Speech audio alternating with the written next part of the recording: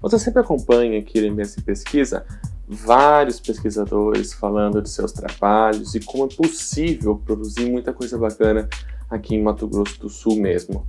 Mas até com tudo isso que anda acontecendo, a chegada da pandemia e a necessidade de uma resposta da ciência para fazer esse enfrentamento à Covid-19, a gente ainda não parou para fazer uma reflexão sobre a coisa mais importante disso, que é a ciência. Por isso, nós convidamos para essa edição do MS Pesquisa o professor Ivo Leite Filho, lá da Universidade Federal de Mato Grosso do Sul, e a gente teve uma conversa muito legal sobre ciência, não só em Mato Grosso do Sul, mas em todo o Brasil, a importância do estímulo à ciência desde cedo nos jovens, e esse então é o tema de hoje do MS Pesquisa.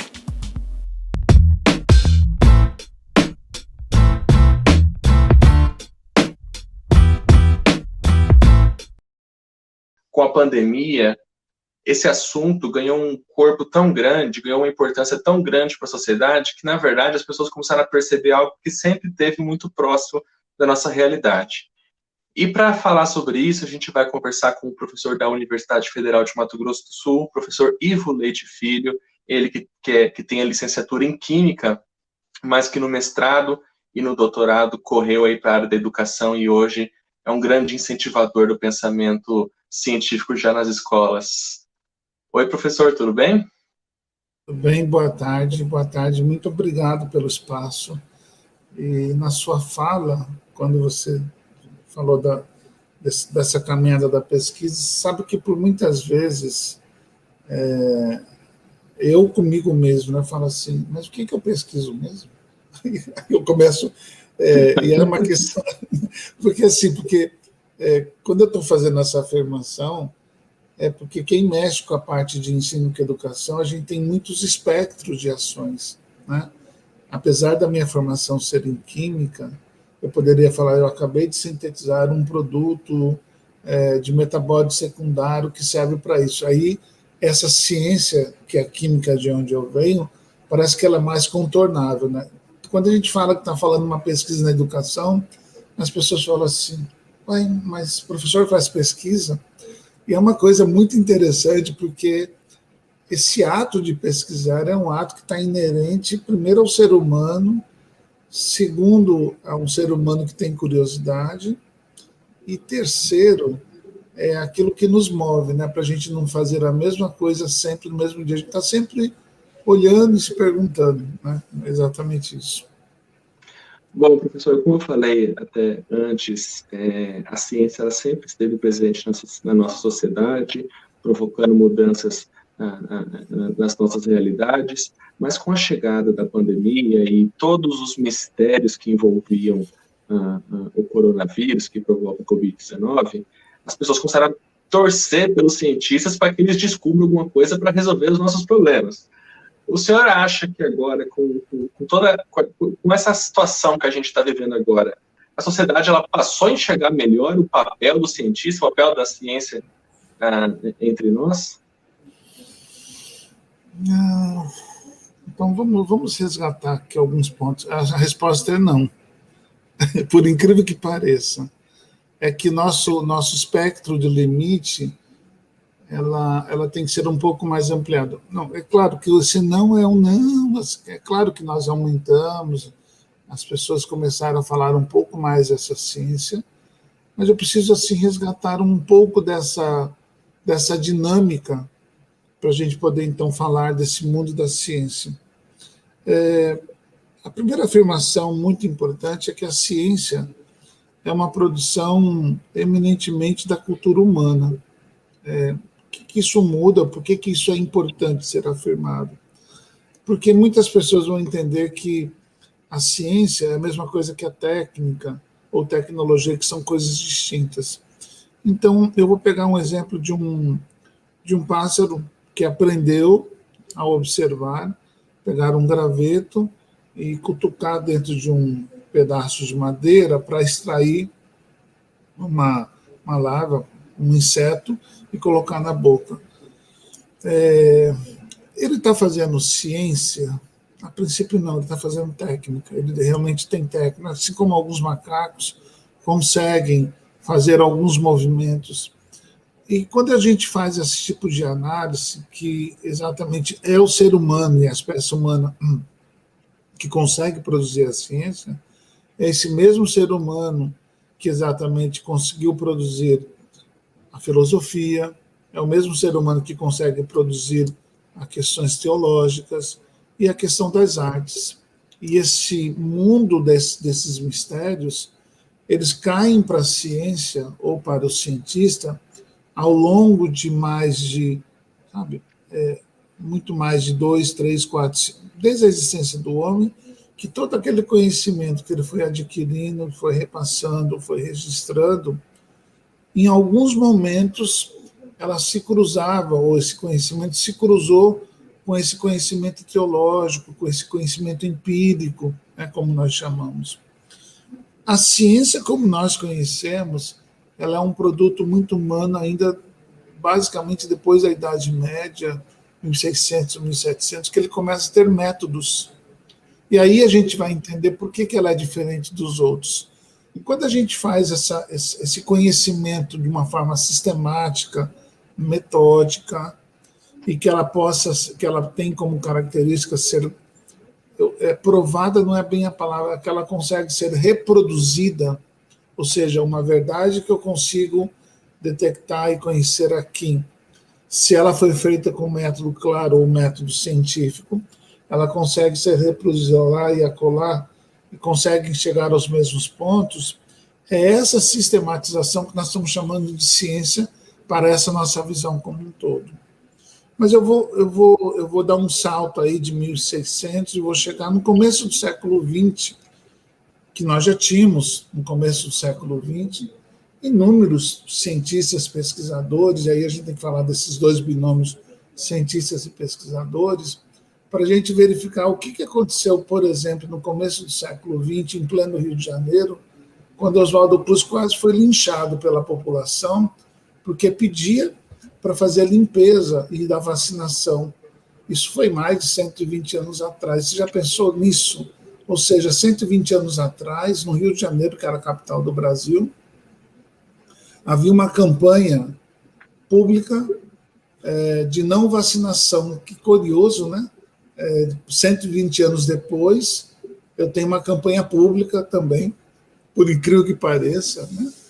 Advinda de um poder central, dizendo que a vacina transforma isso aquilo. Então, essa ciência está em perigo, sim, porque ela está sendo usada, ou ela começa a ser usada como moeda de troca. A ciência não tem que ter essa preocupação.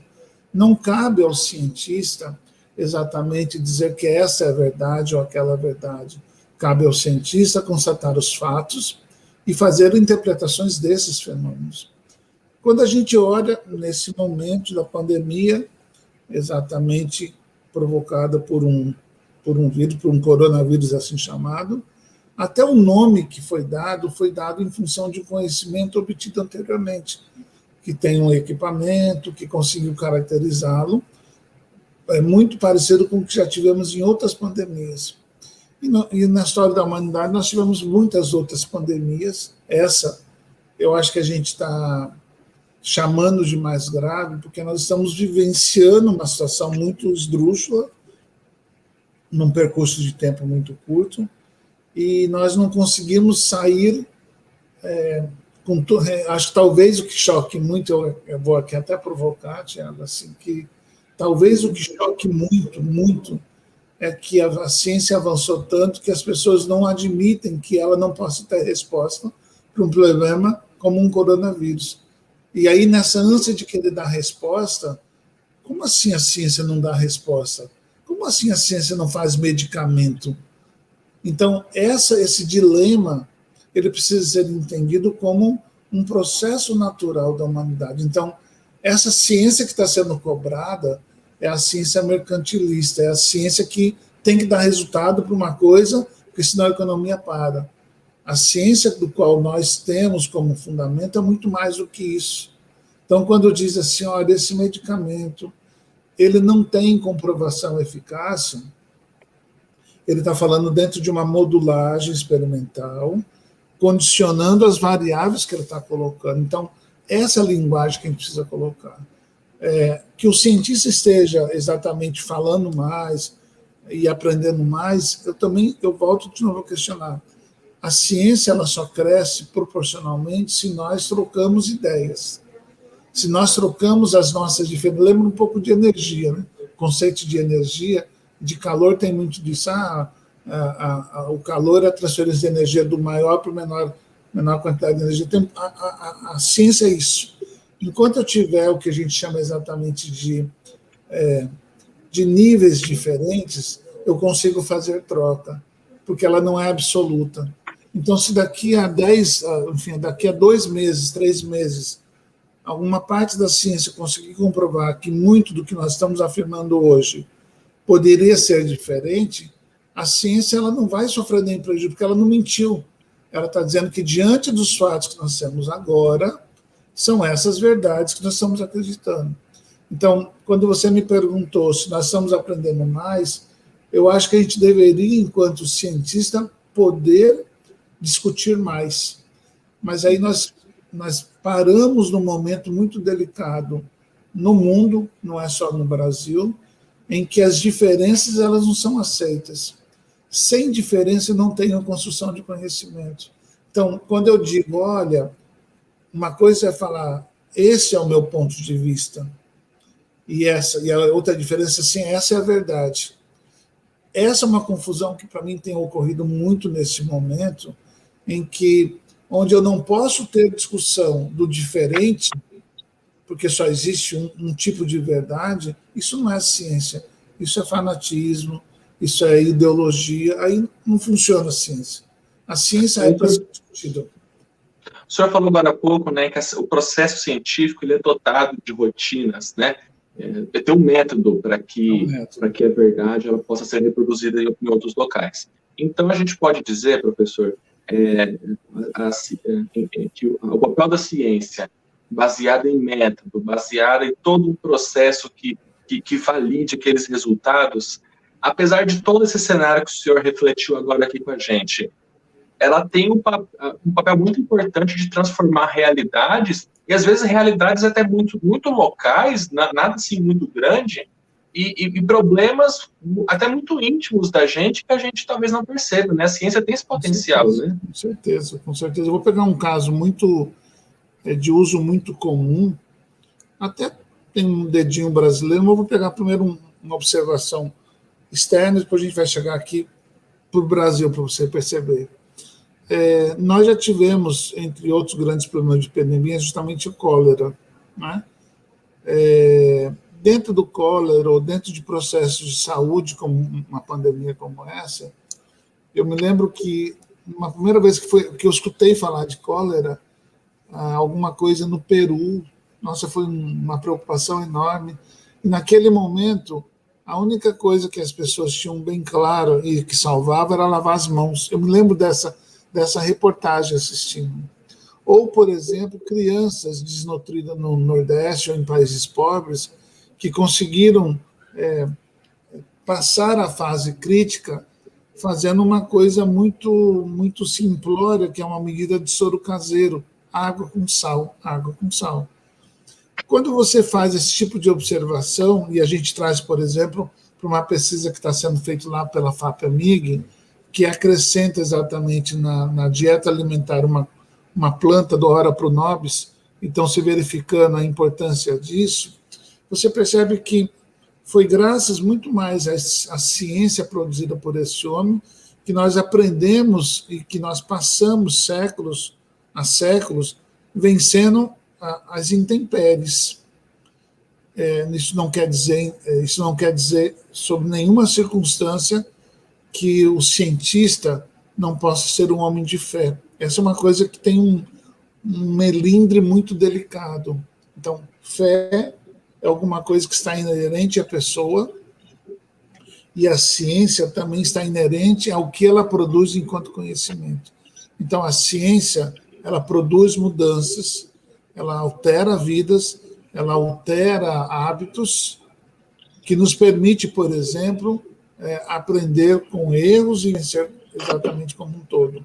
Cachumba, eu estou falando de saúde porque é uma coisa relativamente comum. A cachumba, eu me lembro de criança, que exatamente minha mãe, ela pegava uma colher de pau, isso mais ou menos há 40, 45 anos atrás, esquentava e colocava exatamente do lado do meu ouvido. Então, esse conhecimento popular, que a princípio é uma das fontes de consulta da ciência, ela serve para que o cientista repita esse método. Se esse método repetido ele tem uma comprovação, aí a palavra comprovação, ele seguiu um caminho, ele não é o caminho do eu acho, que acho que isso é um problema muito sério. Eu acho que funciona, esse acho que funciona não faz parte da linguagem de um cientista. Eu posso indicar aquilo que tem exatamente eficiência comprovada dentro do seu método. E, então, a ciência, sim, eu acho que ela, muito mais do que a religião, muito mais do que a filosofia, muito mais do que a arte enquanto área de conhecimento, ela provocou uma coisa que o homem ainda não percebeu, a sobrevivência da espécie humana de anos e milhares de anos depois da sua própria origem.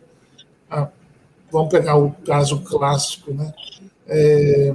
Acender fogo é ciência, se nós pegássemos os primeiros hominídeos, ou ela é tecnologia? Bom, o acender fogo, ele deve ter percebido em algum lugar que caiu um raio e observou que tinha alguma coisa. A compreensão de como é que esse fogo se propaga, como é que esse fogo exatamente termina ou começa, isso é ciência. Fazer fogo não é ciência, né? Então, sim, ela mudou muito e ela estabeleceu inúmeras civilizações que passaram e inúmeras civilizações que regrediram por falta dela. Aquele homem antigo, ele fez um estudo de caso sem nem perceber, ficou observando como é que pegava fogo, aí ele pensou, nossa, tem alguma coisa ali que está indicando que se eu repetir isso, eu vou provocar um foguinho ali. Ele foi lá, a partir dessas reflexões que ele fez sem nem perceber, talvez nem dominasse nossa linguagem, e colocou fogo. Mas acho que isso também representa até um pouco do que o senhor quis falar. Professor, eu queria partir para outro ponto. O senhor deu o ponto de vista do senhor aí sobre essa questão da sociedade estar percebendo ou não a ciência. De qualquer maneira, a valorização da ciência dos cientistas é sempre algo muito importante, né? Certo, e o senhor tem um trabalho aqui em Mato Grosso do Sul já de incentivo, já na educação básica, para que os estudantes eles vejam que a ciência é um caminho, inclusive profissional, né? Apesar de todos os desafios que o Brasil impôs nos últimos anos. Mas esse trabalho de você já, desde o ensino fundamental até o ensino médio, mostrar para os estudantes, ciência é um caminho, pesquisa é um caminho, o senhor acha que isso pode gerar frutos no futuro? Não, ela já gera fruto, isso nesses meus 34, 35 anos eu completo esse ano de sala de aula, ela já gerou inúmeros frutos, inúmeros produtos, inúmeros exemplos que vão de exemplos grandiosos. A gente lembra sempre dos efeitos grandiosos, né? Mas eu vou me basear numa frase que meu orientador me disse e vou trazê-la para a realidade. Então, por exemplo, no ano passado, uma aluna minha, olha como é comum, uma aluna minha da Escola Estadual Arlindo de Andrade Gomes, que ela foi minha aluna nos anos de 89, 90 e 91, não, 89 e 90, era aluna do ensino médio. No ano passado, ela recebeu a maior honraria de cientista do Mercosul, em função do trabalho que ela tem atualmente na área de neurociência.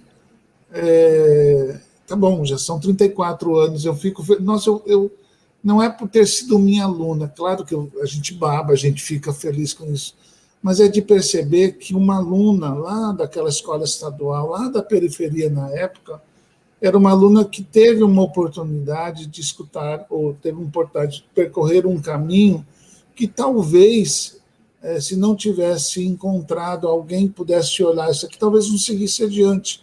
Isso são casos.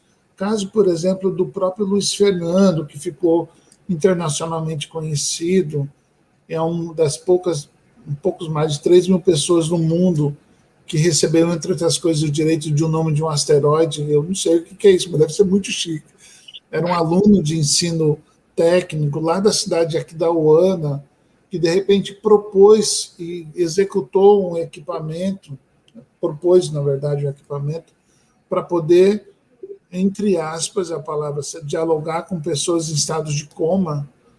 Você vai falar assim, puxa vida, então é um menino de Aquidauana que poderia estar lá, continuando a carreira dele. Ou mesmo o Gabriel Galdino, que é um caso que esse menino ficou muito conhecido, que é lá da região de Campo, lá da Estrela d'Alva, também filho de aluno de periferia, um aluno que, durante o percurso dele, que passou exatamente por aqui, pelas feiras, que participou exatamente de iniciação científica, participou das Olimpíadas de Matemática, ele conseguiu apresentar nos Estados Unidos uma possível patente, depois gerou isso, de um tipo de um... Não posso falar que é sabão, mas é isso. Quimicamente seria um tipo de um sabão, mas não é bem... que usando castanha, óleo de castanha de caju e óleo de mamona, conseguiu produzir um sulfactante, que é o termo que a gente diz, e reduziu em muito a quantidade de larvas do mosquito da dengue. E eu estou falando disso que está do meu entorno, mas eu posso falar de gente de Nova Andradina, gente de... tem 2 meninas que foram para os Estados Unidos apresentando um trabalho sobre exatamente um produto alimentar para ser testado como reforço de qualidade. Outro menino que ganhou um prêmio em Dubai, que hoje passou no mestrado, João Vitor, que apresentou um trabalho sobre a questão da garapa e o Trypanosoma cruzi. Eu estou pegando uma amostragem muito pequena da minha memória, eu estou falando dessas pessoas que acabaram fazendo expoente, mas eu vou dizer para você assim, que é muito mais do que isso quando a gente fala de abrir os caminhos da ciência e pesquisa para jovens. É dizer para ele que está no fundamental e médio, que ele pode ser alguém nesse país com direito a dar as suas opiniões, a fazer algum estudo dentro de uma área de interesse dele. Isso é muito importante. E sobre esse aspecto, eu vejo que, e aí é uma frase que as pessoas que me conhecem escutam muito, que a gente precisa dar condições, dar formação para que o professor que entra para uma sala de aula da educação fundamental e da educação média se sinta como uma pessoa com espírito de pesquisador. Porque é esse espírito de pesquisador, é esse espírito de investigador que vai fazer com que a geração que ele está formando tenha condições de vislumbrar outros horizontes, em qualquer lugar desses 79 municípios que nós temos por aqui. Então, quando eu vejo e quando eu observo, eu vou pegar vários casos, tem vários casos.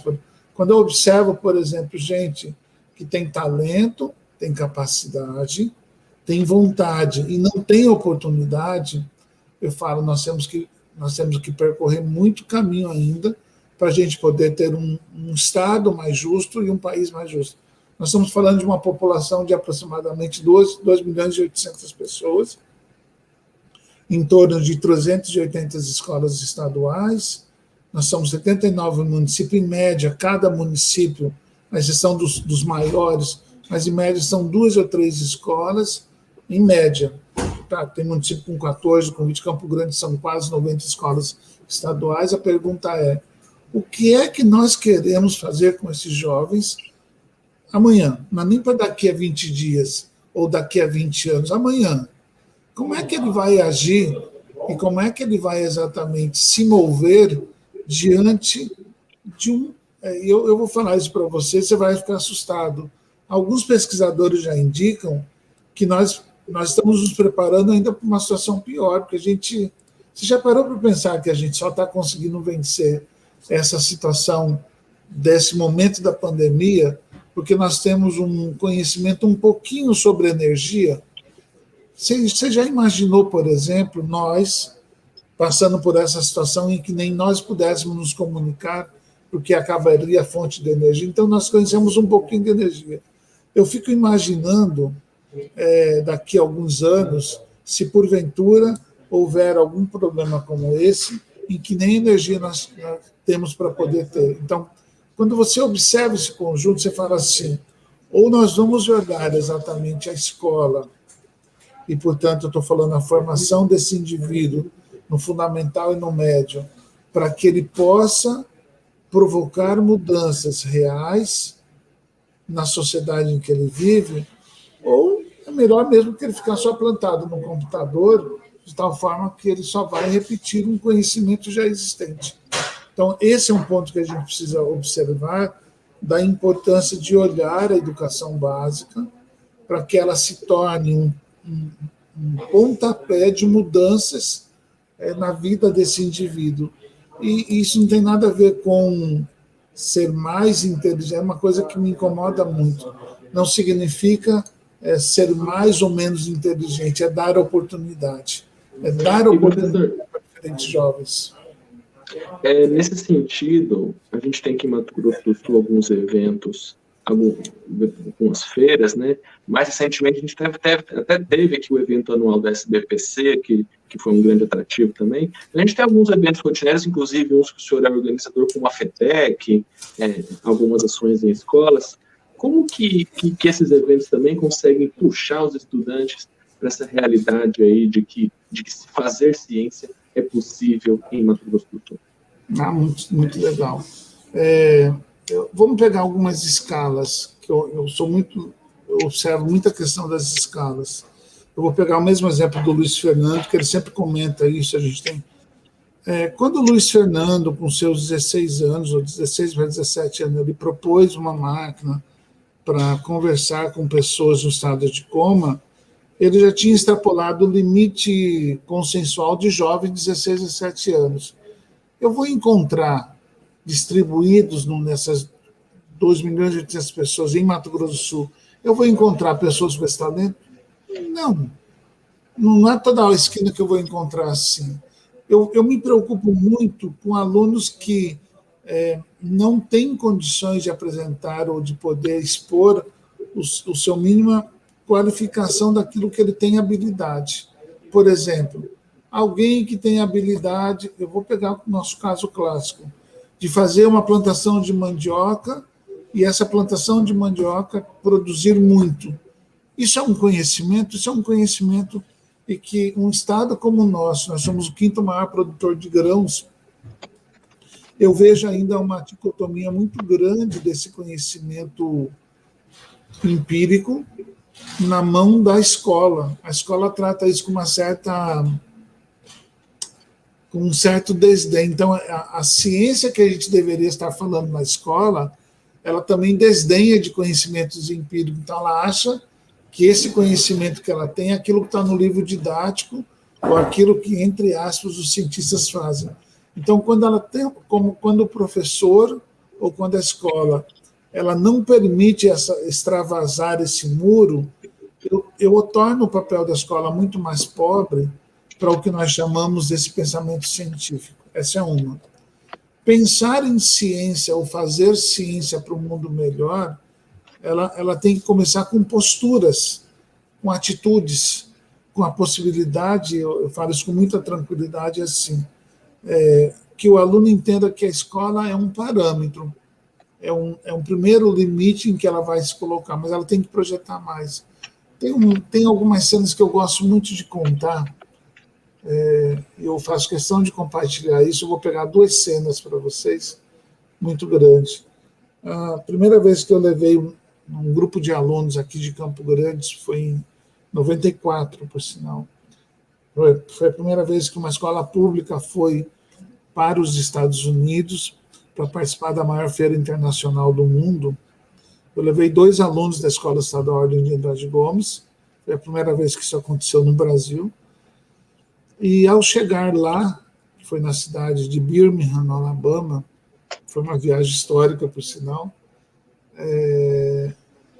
durante a semana eu tive contato com 3 premiados Nobel, assim, como eu estou conversando com você, mas ao vivo.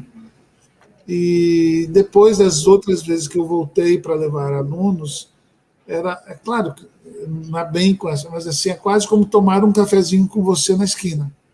certo? Então, aquilo que a gente está chamando da maior referência do pesquisador da área, você pode sentar com ele e conversar. Quando a gente volta para o Brasil, em que, historicamente, infelizmente, nós não tivemos até hoje nenhum prêmio Nobel, que é uma referência importante. A Argentina teve 3, o Chile já teve 2, Colômbia já teve 1, o Brasil não teve.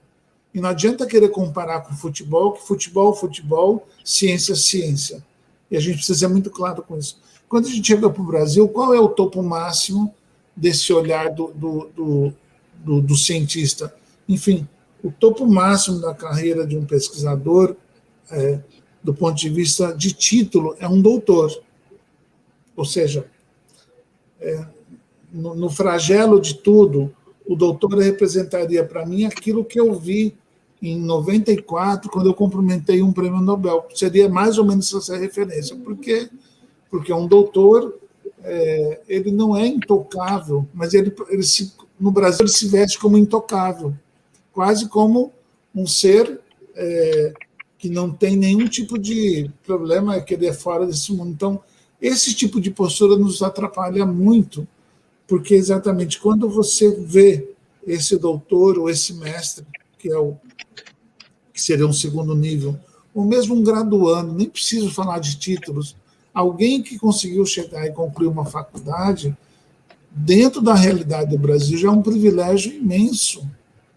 Então, quando a gente faz essa carreira da graduação, do ensino de pós-graduação, ele precisa entender que existem muitos e milhões de pessoas que jamais vão ter oportunidade de sair daquele mundo que ele vive para perceber que o mundo do século XXI ele é muito mais farto de informações e de conhecimentos do que era há 10 anos atrás. Então, ao olhar ao seu questionamento, eu sempre me coloco exatamente o seguinte: quem são as pessoas que precisam ter a responsabilidade para poder difundir, para poder popularizar e para poder exatamente expandir essas ações? Em primeiro lugar, pessoas entusiasmadas. Não tem nada a ver com título.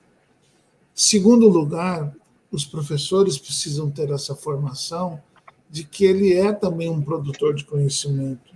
Terceiro lugar, as universidades e centros de pesquisas, e aí eu vou falar com muita tranquilidade depois do direito de ser metralhado assim. Nós somos privilegiados, nós somos uma parcela pequena da população.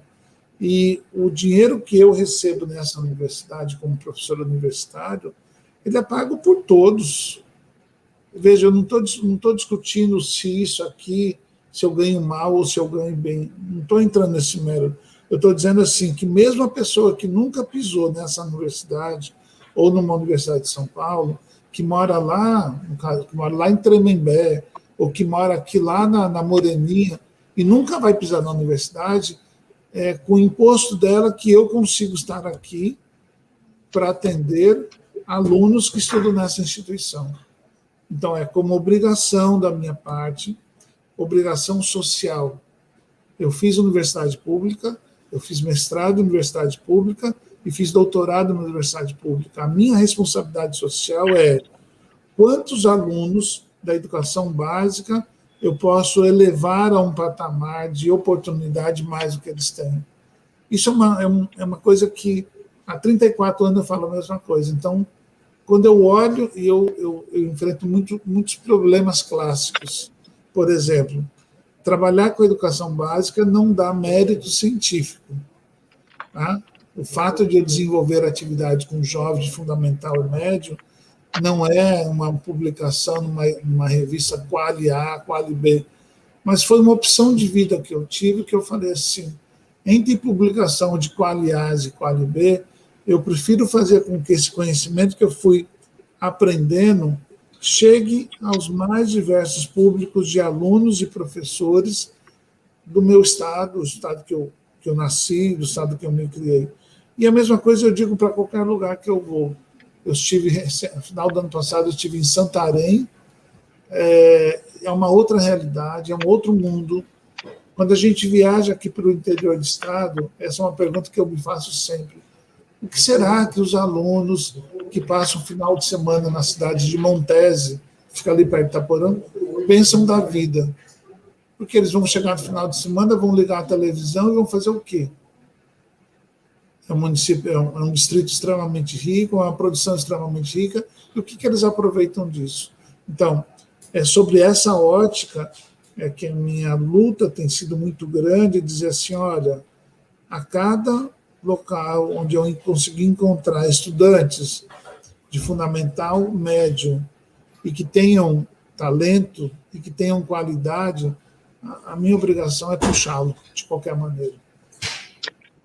Professor, o nosso espaço aqui na TV Assembleia, ele está, para o nosso MS em Pesquisa aí, já tá chegando aí ao nosso fim. O senhor conseguiu fazer apontamentos muito legais e quem conseguiu assistir a nossa entrevista aqui na íntegra vai conseguir perceber vários vieses desse processo de necessidade de ciência e também de incentivo à ciência. Mas para a gente finalizar, professor Ivo, que mensagem, algo que o senhor pense, um recado final que o senhor queira deixar aí para o povo de Mato Grosso do Sul, para quem acompanha a TV da Assembleia Legislativa, sobre tudo isso que a gente conversou?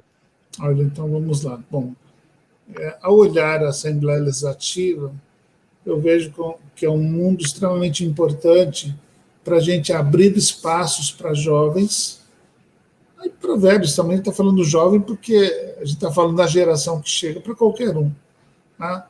Mas eu vejo muito mais a geração que está chegando, que a gente precisa cavar espaço junto ao mundo legislativo para que boas ideias, bons projetos sejam transformados em boas ações, em bons resultados. Muitas vezes são os nossos representantes da Assembleia, tanto estadual, como da Câmara Municipal, como da Câmara Federal, que poderiam estar buscando mais subsídios com esse público que está estudando. Então, isso é um primeiro ponto extremamente importante. O segundo é que, hoje de manhã, num debate nacional que eu estava, eu falei assim que me incomoda muito alguém que diminui o processo de educação científica na educação básica, chamando de INHO. Vocês querem ver? A feirinha, ou a pesquisinha, ou estudinho. Não tem nada disso. É um exercício bruto e é um exercício muito complicado do professor que trabalha sobre essa ótica. Então, vamos eliminar os INHOs da vida e vamos valorizar cada ação. Eu não tenho a menor capacidade, por exemplo, de alfabetizar a criança. Eu tiro o chapéu para professoras que dão aula nas séries iniciais. Contudo, eu sei que eu tenho a habilidade de pegar a gurizada de 13, 14, 15, 16 anos e levar adiante. Então, eu vou usar esse meu potencial para tanto. Então, esse é um terceiro bloco. Assim. Use os seus talentos, daquilo que você faz melhor, para você poder exatamente ampliar o mundo de pessoas que podem sair desse extrato normal. O quarto ponto que eu vejo bastante importante é assim, olha, eu não sei se eu quero, eu tenho certeza que não. Não quero que todo mundo seja cientista, eu quero que todo mundo seja feliz. E se a ciência for esse caminho, eu vou ficar muito feliz. Porque senão dá a impressão, e eu já escutei muita gente falando assim, se eu não for cientista, eu vou ser a coisa mais feia do mundo. Não, cada um vai buscar o seu caminho. Eu encontrei na ciência um caminho que me faz feliz e de trabalhar com aquilo que eu gosto. Isso é um privilégio de poucos. Tive a oportunidade de estudar, me qualifiquei e continuo colocando aqui. E terceiro, que é uma das coisas que a gente precisa, sejamos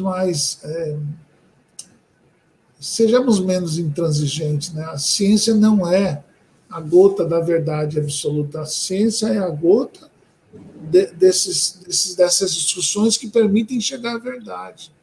Qualquer coisa que se chama gota da verdade, isso é totalitarismo. Isso não é para a ciência. Aprender a discutir, aprender a ver uma outra posição, isso é coisa da ciência. Tá?